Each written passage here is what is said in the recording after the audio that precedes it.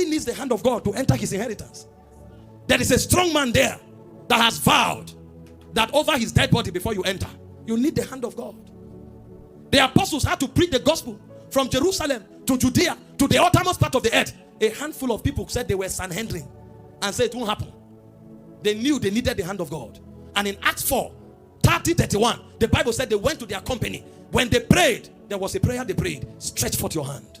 Stretch forth your hand. And do signs and wonders in the name of your holy child. They knew if the hand of God was stretched, God would dislodge all of those people. They would scatter them. Because the right hand of God is the hiding place of his power. The hand of God doeth valiantly. See, for some of you, all God needs to do today is to put his hand on your life. And you know how it is provoked? Is by prayer. Elijah knelt down, put his head in between his thighs, prayed, the hand of God was released.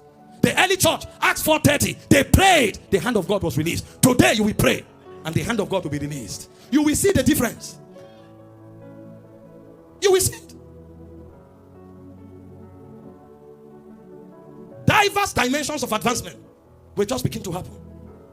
And you'll be wondering what's going on. Is the hand of God. That hand can carry you from zero to the top. He lifted the beggar. He doesn't have status, but he lifted the beggar from the dust. He lifted him from the dunghill, and he establishes him among princes to inherit thrones. Do you know the protocols required for you to sit with princes? How can a Joseph leave prison straight to the palace and become second in command? The hand of God. The hand of God. He doeth valiantly. He can change the game at any time. Number two, what makes for advancement? The presence of God. What the hand of God speaks of his sovereign authority. His presence speaks of his being participating with you. There are times when God does not just stretch his hand. He enters the fire with you. He enters the battle with you. He comes into the ring with you. And when it happens to you, you will see that even natural laws will be suspended. Genesis 39 verse 2. All Joseph had was God's presence.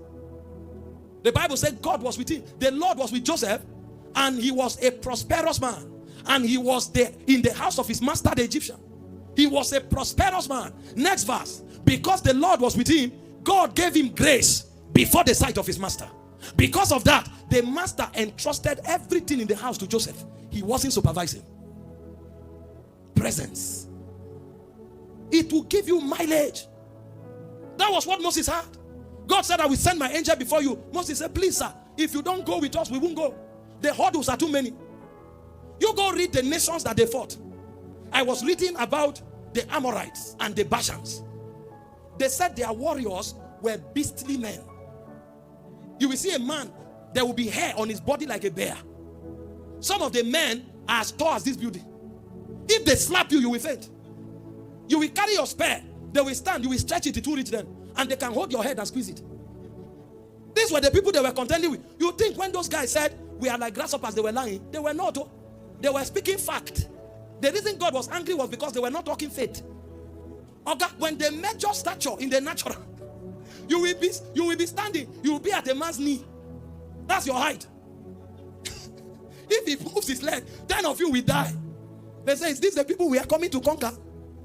This is a wrong address. Go back to that map. Google Map has got it wrong. Is this the location? This is not where God said. These ones don't fight with human beings. So Moses knew they needed presence. If your presence does not go with us, we won't move from here. But when God's presence comes, it gives you speed. That was why Joseph just kept rising, kept rising. He came to Potiphar's house before you know he was in charge. He went to the prison before you know he was in charge. He went to Pharaoh's court before you know he was in charge. God was with him. God was with him. And guess what? For you, the Bible said he has come to be with you and in you forever. The challenge is that you are not conscious of his presence. Become like David. Though I walk through the valley of the shadow of death, I fear no evil, for thou art with me. You are not conscious that he's present. That's why you are conscious of the mountain. The day you become conscious that he's with you, he will carry you. He will lift you. He will give you speed. Presence. You have no reason not to be the head and the head only. You have no reason. God is with you. Number 3, what is the force that makes for advancement? Divine favor. Divine favor. Anybody who has favor breaks protocols. Esther 2:17. She was made a queen by favor, not by beauty. If you read from verse 15, there were many virgins like her. All of them prepared like her. But the moment she entered, the Bible says she found favor with the king. So she was picked from other virgins, promoted to become a queen in the place of Vashti because of favor. When you find men that are moving fast, it's not just by hard work. There is favor on their lives. And you can provoke it. At least Esther showed us that fasting and prayer provoke favor. She showed us. In Esther 4:16, it said, take a 3 days fast. I will also fast with my maidens. When she was done, Esther 5:2, she showed up. And laws were broken because of her. The king said, whatever you want, I will give you. Even if it is half of my kingdom. One thing I don't joke with is favor. I read the Bible and I discovered there were 4 major things favor does. Number 1, it breaks protocols. The Bible said Esther entered at the time that she shouldn't enter. Meanwhile, the law of the Medes and the Persians uttered it not. But because of favor, it was uttered. The king lifted the scepter and said, come. Number 2, favor commands the allegiance of men. People will start working with you as though they are confused. It's a force. In 1 Chronicles 12:22, the Bible said, daily men joined themselves to David until his host became like the host of God. Favor. A man was in the cave. People were going there to submit to him, leaving the one who was in the palace. Number 3, favor sponsors encounters. When the angel came to Mary, she didn't say, I came because you are a virgin. Virginity is a requirement, but you are highly favored. That's why you were chosen. So people who carry favor have open heavens. Favor. And then number 4, favor occasions wealth transfer. Exodus 12:36. The Bible said God gave favor to the Israelites. They spoiled the Egyptians. If I share testimonies with you, you will shout. You will shout. You know what God told me? He said this ministry is not sponsored by offering and tithe. When people give, they are honoring me. They are expressing their love for me.